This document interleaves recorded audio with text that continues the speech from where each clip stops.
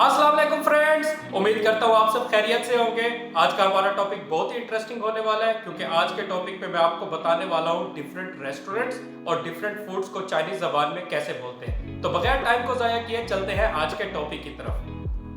McDonald, माई दंग लाओ, माई दंग लाओ। KFC, खन द जी, खन द जी। पिज़्ज़ा हट, बी शंग ख, बी शंग ख। स्टारबक्स, शिन बा ख, शिन बा ख। रेस्टोरेंट्स, फान दियन, फान दियन। सबवे, दी थिए, दी थिए। बर्गर, हान बाओ, हान बाओ। पिज़्ज़ा, बीसा बिंग, बीसा बिंग। चॉकलेट, छियाओ खली, छियाओ खली। आइसक्रीम, बिंग ची लिन, बिंग ची लिन। हॉटडॉग, र गाओ, र गाओ। सैंडविच, सन मिंग च, सन मिंग च।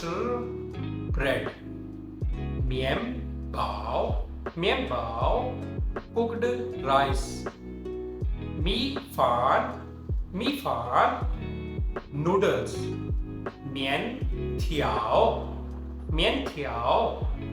डम्पलिंग्स, जियाओ zi, जियाओ zi। Speak with me. Mai Dang Lao, Khan De Ji, Xin Ba Ke, Bi Shang Ke, Di Thie, Fan Dien, Han Bao, Bi Sa Bing, Qiao Ke Li,冰淇淋、热狗、三明治、面包。再见。